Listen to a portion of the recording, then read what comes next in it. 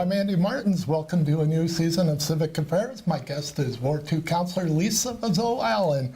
Welcome to the show, Lisa. Thank you, Andy. How are you? Great. So the council meeting last night, how do you feel after that? It was about 2 hours and 50 minutes. And it was our second one, so I think everyone's feeling a little more comfortable in their skin, a little more comfortable with process and procedure, and we're all developing a rapport with one another. So it's good. It's good. You'll be a household name in a matter of weeks. Hopefully not. Thought for all the viewers, you could give us a brief introduction and background of what you've done and how you got to become the Ward 2 City Councillor. Sure. My background is primarily in the nonprofit sector. As well, I owned a small business on Queen Street for a while. I got my undergraduate degree at Algoma University in English and went further on to get a nonprofit management degree, and taught, ran organizations, led some initiatives through work and voluntary activities. So done a little bit of everything from oncology and palliative care work in Windsor, to performing arts, to Youth Association, and Arts Council, and Big Brothers, Big Sisters. So definitely a mixed bag, but I'm very much someone who believes in human capital. Right. That's really what motivates me, and that's what motivated me with council was, I care about our community, I care about the citizens in our community, and it was at a time in my career and in my life that I actually had the time and effort to be able to put into such a position. So it all just worked out. Well, your win in 2018 was nothing short of spectacular. Well, thank you. Running against 7 people wasn't easy. What were your thoughts going in, how to win this thing? Like I said previously, you have to go in with the intention, I'm going to win. You need to have that positive outlook, and definitely with 7 candidates, you don't know, but you just do your best. I ran a clean campaign. Hopefully I was representative of the constituents of Ward 2, and that was something I was really mindful of, is really understanding who the people in Ward 2 are, and I've lived the majority of my life in that sort of downtown corridor as well. So kind of making sure that my message is really related to the issues at hand in Ward 2 and also in our community. So, even though the city is divided into wards and you have different councillors for each ward, we all work together. Right. For the betterment of our community as a whole. You had some history in Ward 2. Talk a little bit about that. This was not your first, when you were growing up in Sault Ste. No, yeah, I grew up on Pym Street. My mom had a ceramic shop in the basement of her house in Pym. I lived on the Drive, Forest, Simpson, and really have an affinity with those neighborhoods and those. A lot of families stay in those neighborhoods, which is really awesome. I, could walk to work downtown, and it was always a walker, and still continue to take the dogs on the boardwalk, especially in the summertime, all the time, and love our waterfront, love the community. And I've also done, volunteering at the soup kitchen. I was part of sort of the first group when the Neighborhood Resource Center came about. We ran the graffiti project out of there through the Arts Council in Nordic. So, I'm really pleased that I'm able to help and represent that entire community, because it is so diverse, and I've had involvement in a lot of different groups in that community. So I'm thrilled to be there. You were saying during the campaign that people were even remembered you. Yeah, at the door. Yeah. So definitely doing some of the senior buildings. Ladies remembered me from going to my mom's for ceramic classes, which was, back in the 70s, where they made, ashtrays that were, that you put on the floor. And so that was really wonderful to kind of relive those memories of my mom's cottage business in the basement, and just kind of, it's just some really good times that we had there. Great. Well, the cannabis issue is done. The vote was 9-1. Yep. It's, I understand, though, it may be not being able to open until April sometime because of the backlog and the shortness of supply of marijuana? Well, we have no jurisdiction on that. So I think it's really important for the community to understand the cannabis issue. So municipalities did have the option to opt in or opt out. Right. By opting in, we have the opportunity to have access to funds that will help with enforcement, sort of like public information sessions, things like that, which is really important, because keep in mind, even if we don't have a standalone brick and mortar store, Canada Post is able to deliver cannabis. So cannabis is in our community. It's recreational cannabis is legal. So regardless of the fact of whether there's a shop here or not, it is still readily available. Right. And the other piece of that is if excise tax, brought in by the province for the next 2 years is in excess of 100 million, then municipalities that have not opted out, that opted in, will be given. They're giving away, awarding, whatever you want to call it, 50% of that surplus. Right. So if you had opted out, then there was no chance that you're going to get any of those funds. So for me, I listened to my constituents. Of all the responses, 98% wanted us to opt in, and they want to be able to have an opportunity to realize some of those potential tax revenues. So I think as City Council, I can speak for myself, is I listened to my constituents, I did my research, I understood what the ramifications were for and against, and I wanted to make sure that I was knowledgeable as to if we did opt out, what was going to be going to happen because of that. What the ramifications. Exactly. So, but you have to listen to your constituents. It's not my personal decision. Right. It's what do my constituents want. We'll take a quick break, Lisa, and we'll be right back with Civic Affairs. Don't go away.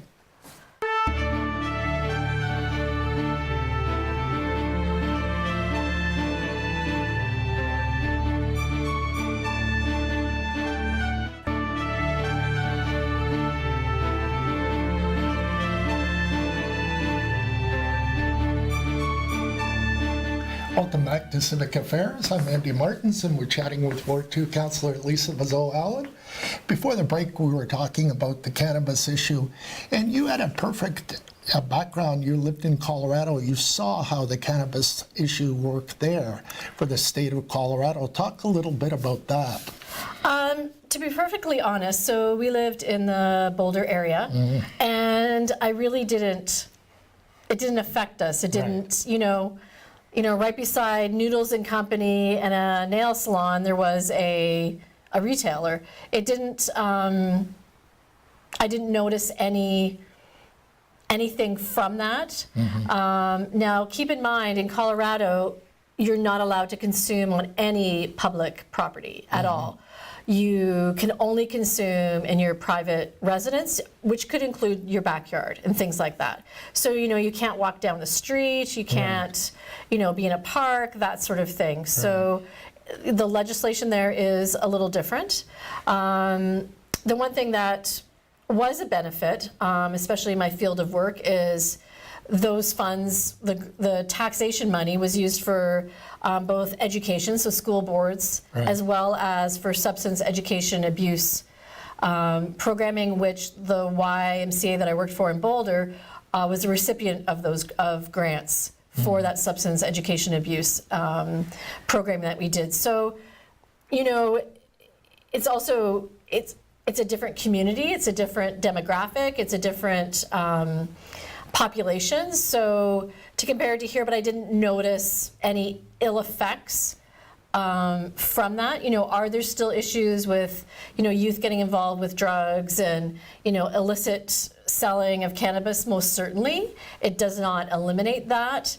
But I certainly didn't notice that there was some sort of negative connotation if you were to walk by a cannabis retailer, or that there was, any kind of odd activity going on or anything like that. So there was some media reports this morning that cannabis can affect people possibly under 25 years of age? There has been research that if you are a regular cannabis user under the age of 25, it can affect your brain development.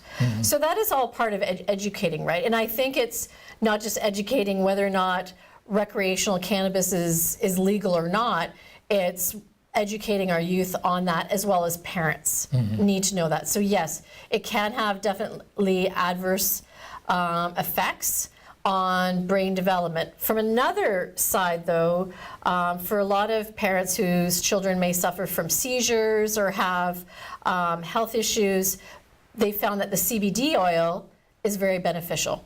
So, you know, there's sort of both sides, but you know, the whole idea is that you don't want youth doing these activities because it can affect their health. It's much different if it's medically recommended, but it does affect brain With development. the edibles as well. Well, it doesn't matter. It's like That's however, right. however you decide to consume, you're still consuming. Exactly. So yeah, That's yeah. right. Let's move on to the policing issues. You're in Ward 2. You're having a town hall next couple of months, and congratulations is in order. You were elected to the police board yesterday. Yeah, which is very exciting. So both Luke and I have met with Chief Stevenson. I'm going to meet with him a second time just to sort of make the arrangements. So our constituents in Ward 2 have requested that we do a community consultation. There was an initial one done, and one of our constituents who attended there wanted to meet with us and gave us, you know, what went well, what didn't go well, what can we do next, and, you know, so that is a request from our constituents. It's not that we don't want a town hall with the entire community.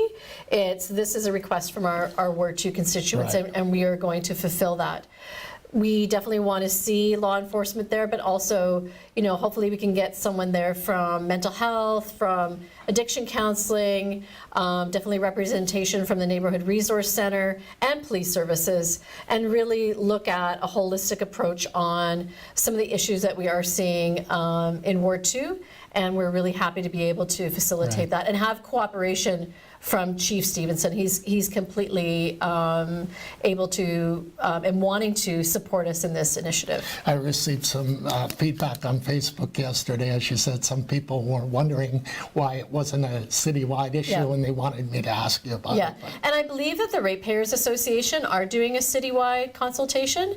I haven't heard anything beyond that they were planning it. I can't give you dates or anything like that, but people can definitely go onto their Facebook page and look for updates and things like that. But this is what our constituents wanted, and so we're going to make sure that we facilitate that. Luke, and you were elected Ward 2 councillors, and your constituents are the #1 entity in this process. And you know, whether somebody wants to organize a citywide thing with all the councillors in the wards, that's a different ballgame. Yeah. Great. We'll talk a little bit about you're on the Finance Committee as well. You want to get started with this budgeting process in 2.5 weeks or 3 weeks. The province is holding back information on the ONNtv grant. Yes. So we don't know, right? So the language is that the funding envelope will be smaller. However, the Minister of Finance has said, you know, there's still priority on rural and northern communities. So, you know, when you take a look at the Ontario Municipality Partnership Fund, you know, our hope is that, you know, we just got over 15 million from them last year. We spent over 17 million. And in that spend is, you know, required services to support our community. It's, you know, Ontario Works, it's housing, it's DSAB, it's those really, childcare, it's those really critical pieces for our community. So the minister knows what we spent. There certainly isn't going to be less of a spend in 2019. It's not like everyone has suddenly, you know, not needed these supports. So all we can do is, you know, Mayor Provenzano has done his part by communicating to the minister. As of last night, there has not been a response from the minister, and that's all that we can do is make our case known and hope that levels at least stay at 2018. But, you know, there was not really a definitive kind of statement in that letter. It didn't say 5% or 2% or 10%. Right. It was just, you know, the funding envelope is going to be decreased. It's going to be smaller. So we have no way to interpret that. All right, Lisa, we'll be right back. We'll take a quick break and be back with more of Civic Affairs.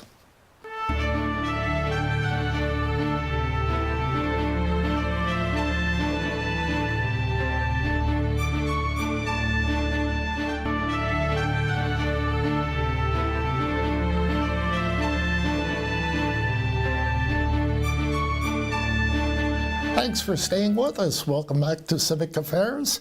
We're talking with Ward 2 Councillor Lisa Vezeau-Allen. Lisa, I thought we could talk a little bit about the committees you were elected to last night. Sure, that would be great. So the Downtown Association, I will be representing, so which is important, I think, to have a ward person there.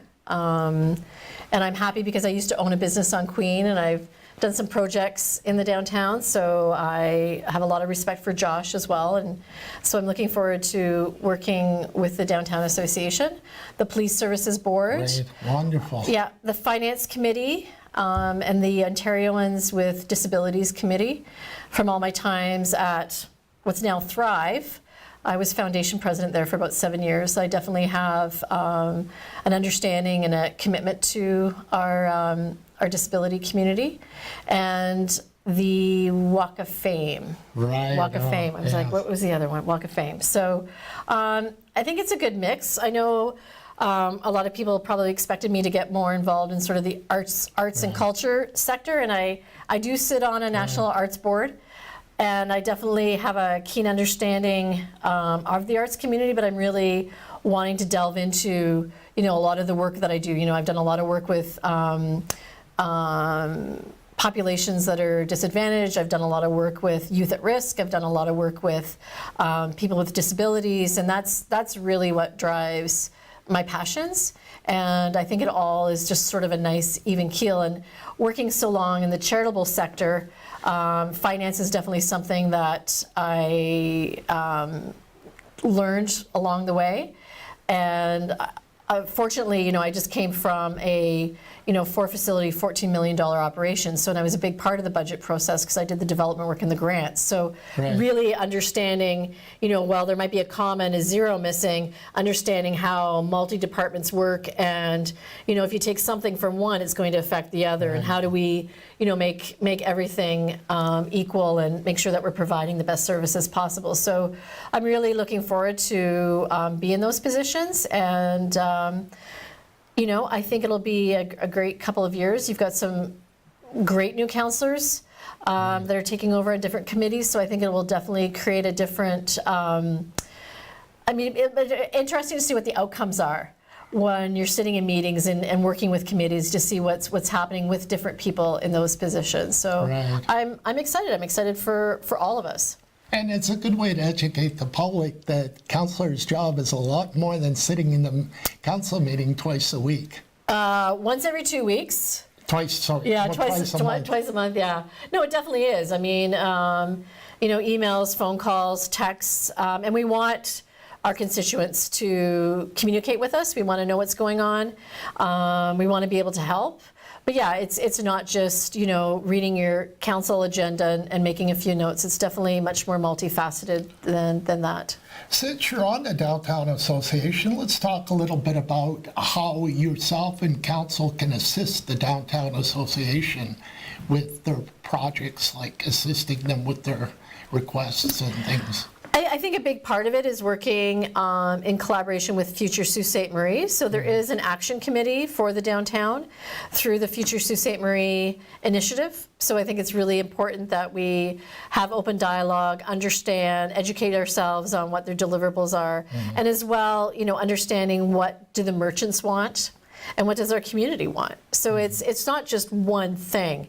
And I'm pleased that I'm on that board because I have a keen knowledge of grants, and I've been a very successful grant writer, so I'm looking at helping them possibly ease budget with some funding sources that we can. Sort of fits into what you've been doing. It does fit in very well. Yeah, it does fit in. Even, I was talking with the project manager from Futures to Ste. Marie, and they're talking about, doing a community art project. And I said, well, these are some of the artists you should contact, and you could possibly write a grant to the Ontario Arts Council. So, in remaining moments, let's talk about an issue I know is dear to your heart, is poverty. How can we make people healthier rather than treating them when they're ill?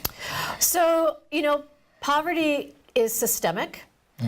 So a big part of, especially, in the work that I do at Big Brothers Big Sisters, providing mentorship. So, we have seen throughout the years positive impact because our littles go on and get post-secondary education and they do really well for themselves. So, there's that part of it as well, is how do we help the next generation break that cycle of poverty? And it's making sure that we have the pieces in place so that we have those supports. And it's, being able to support, when you take a look at what's happening with the United Way, poverty is their number one priority, and what's going on at Harvest Algoma and things like that. So, people need healthy food, they need secure housing, they need the ability to get to doctor's appointments and have access to medical care. So it all works, not just any one piece. Everyone needs to work together to make sure that that's happening. And the other part, which we don't always think about, is people need to feel valued. So I saw some really great outcomes when we did the graffiti project. Even though it was meant for youth, we had adults in the neighborhood that were like, hey, what's going on? Like, I'd love to learn about graffiti, and like making their space like more pleasant and attractive and things like that. So it's not just any one thing. And there is the Poverty Roundtable. People are around the table from different service organizations. So it's really good to see that, number one, we admit that we have poverty in our community, and that we know that we need to have those safeguards and organizations in place to help.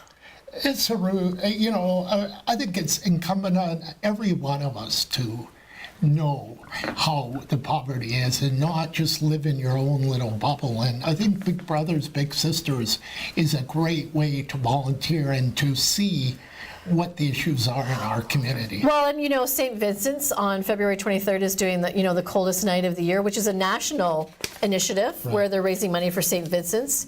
The soup kitchen, you can always go in there, and even, I will donate a lot of kids' clothing, things like that, to the soup kitchen. So it's really kind of us as a community. It's also our job as individuals to say, hey, like, I can help out. I can give them $10, or I can give them, my kid has outgrown all of their clothes and they're brand new. I can do that sort of thing. So it doesn't need to be that you write a check for $10,000 or something like that. Very small things can make a big difference in our community. And I think getting people to understand that, and knowing that, go to any of our service providers and see how you can help. Great, Lisa. I really appreciate you coming in.